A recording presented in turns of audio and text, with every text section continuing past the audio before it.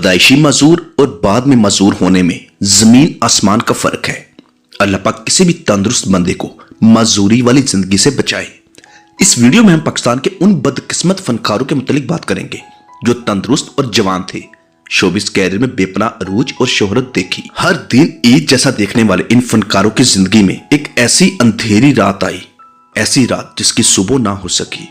वो अंधेरी रात थी मजदूरी वाली रात, ऐसी मजदूरी जिसके बाद दोबारा स्टेबल ना हो सके।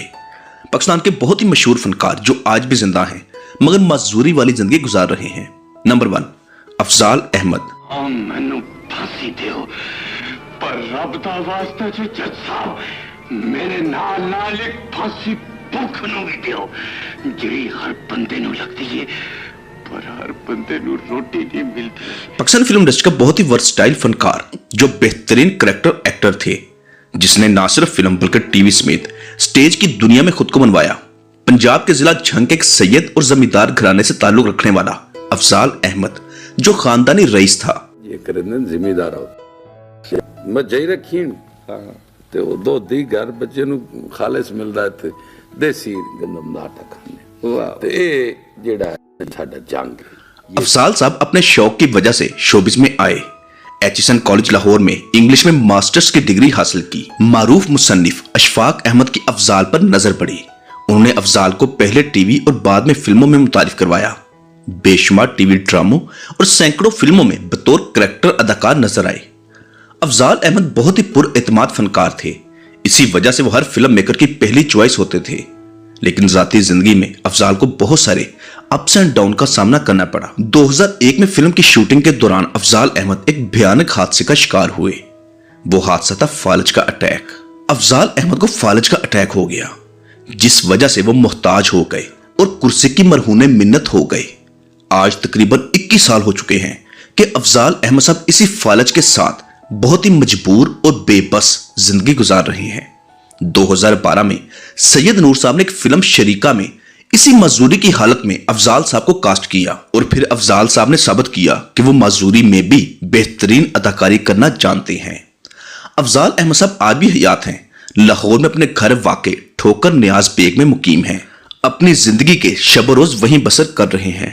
Number 2 film star Rahman.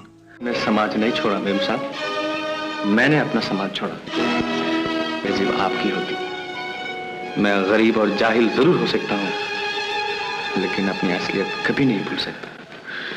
Film star Rahman नहायत धीमे मिजाज का फिल्मी हीरो जो 1937 को मशरकी पाकिस्तान में पैदा हुआ। बंगाली और उर्दू जुबान की फिल्मों में काम किया और शोहरत समेटी।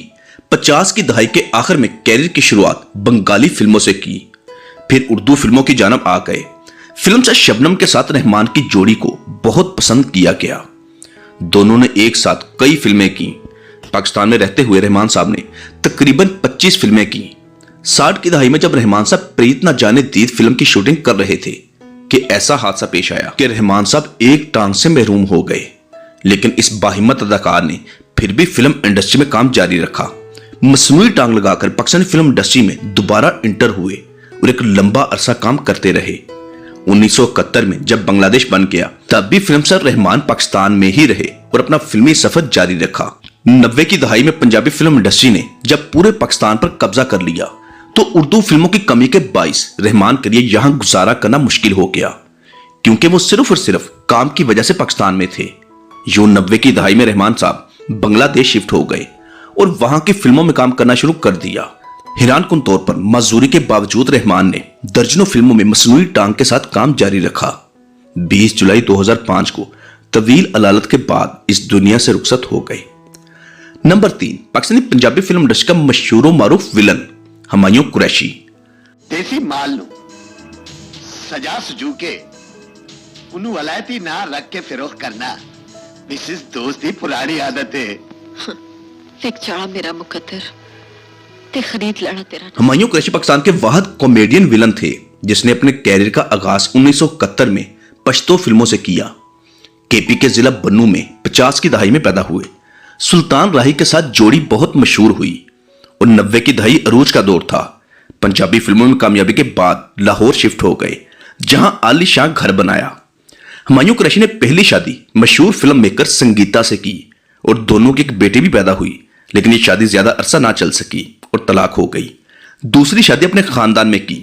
2002 में संगीता की फिल्म दादा बदमाश की शूटिंग के दौरान हुमायूं कुरैशी को अचानक फालज का अटैक हुआ।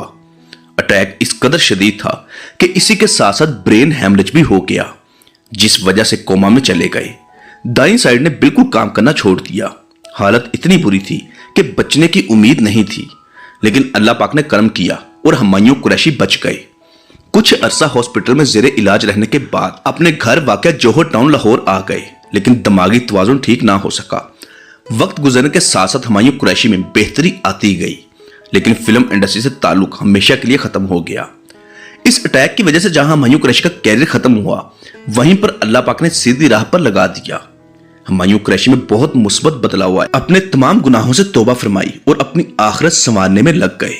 अब माशाल्लाह हुमायूं कुरैशी साहब 5 वक्त के नमाजी और दीनो इस्लाम के मुताबिक जिंदगी बसर कर रहे हैं। नंबर 4, पाकिस्तानी कॉमेडी की दुनिया का बहुत ही नामवर और मज़ाहिया अदाकार, जिसने 300 के करीब फिल्मों में काम किया, जबकि सैकड़ों थिएटर्स, ड्रामों समेत टीवी में भी अदाकारी के जौहर दिखाए, खालिद सलीम मोटा।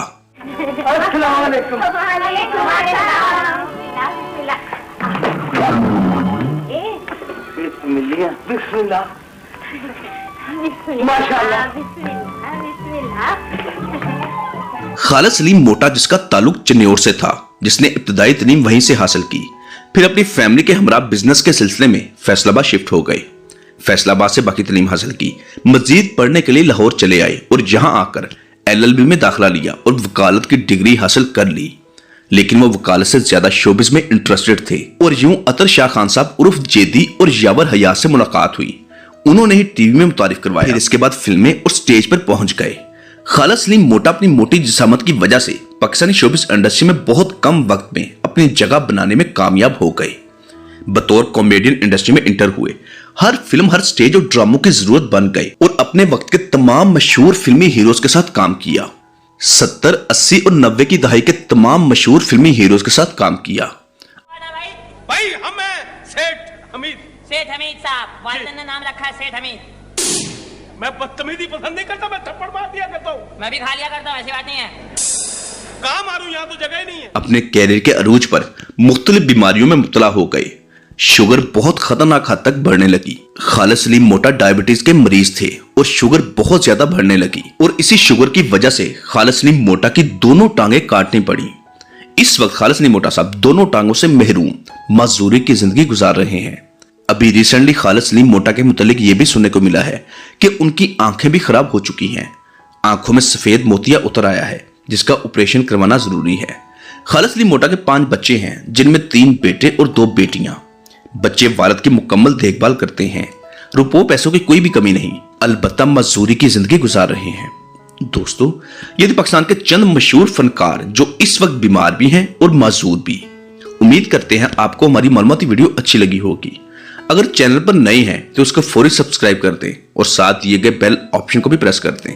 शुक्रिया।